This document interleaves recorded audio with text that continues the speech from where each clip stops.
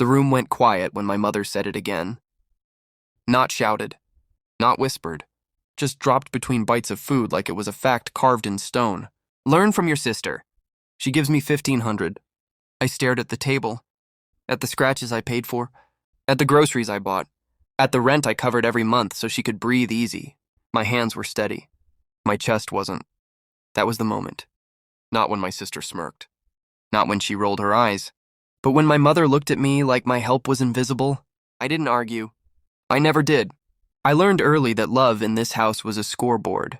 It wasn't always like this. At least that's what I tell myself when I need to remember why it hurt. I was the reliable one. The quiet one. The one who sent money before being asked. Who skipped meals to make sure the transfer went through on time. I believed loyalty was a language. I spoke it fluently. My sister learned a different dialect. She learned how to announce generosity loudly, how to attach numbers to affection, how to turn help into theater. And my mother? She learned how to compare. Every month I sent what I could. Not small, not symbolic. Enough to matter. Enough to hurt a little. I never announced it. I thought that was dignity. Then came the comments. Casual, repetitive, surgical. Your sister does more. Your sister understands responsibility. Why can't you be like her? Each sentence shaved something off me. Not enough to bleed. Enough to weaken. The real betrayal came quietly. It arrived as a forwarded message I wasn't supposed to see. My sister's number lit up on my mother's phone when she went to the bathroom. I didn't mean to read it. I didn't have to scroll. Stop paying. He's useless. Let him learn. I felt the shift then. The cold clarity. The moment when emotion steps aside and instinct takes over. This wasn't neglect. This was coordination. I looked back at the table. Same scratches. Same food, same room. Everything looked normal. That's how betrayal likes it. Disguised as routine. I smiled when my mother returned. I asked if she wanted tea. My sister watched me closely. She thought I was stupid. That night I didn't sleep. I didn't cry. I didn't confront. I calculated. I stopped paying the next month. No announcement. No warning, just silence. The calls started within days. Missed calls, messages, accusations dressed as concern. I didn't respond. I blocked everything. Numbers, apps, emails. Every door they used to reach me. I closed gently, completely. Silence is not absence. It's pressure. For a year I became invisible. I worked harder. I saved. I documented. I learned things about finances, property, and dependency that no one teaches you until you're being exploited.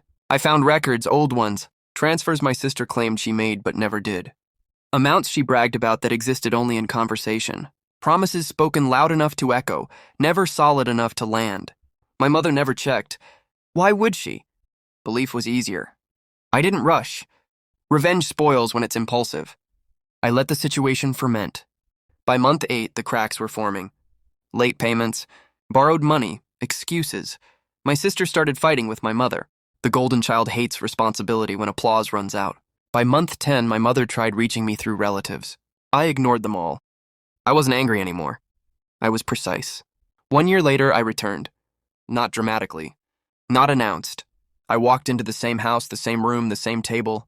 My mother froze when she saw me. My sister stood up too fast. I didn't sit. I'm here to clear something up, I said, calm, almost kind. They waited. They always underestimated silence until it spoke. I placed the documents on the table. Bank records, timelines, transfers, absences, numbers don't lie. They just sit there, patient, until someone is forced to look. This is what I sent, I said. This is what she didn't.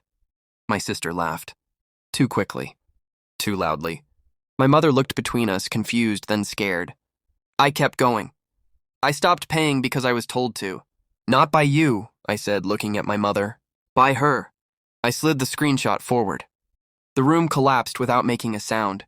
My sister's face changed first, defensive, then angry, then empty. My mother's followed, slow, devastating. I believed you, my mother whispered. I nodded, I know. That was the cruelty of it. I didn't need to shout. The truth did all the damage for me. I didn't ask for apologies. I didn't want them. I explained clearly what would happen next. I would not resume payments. I would not re-enter comparisons. I would not be leverage in anyone's power games. My sister started crying. Real tears this time.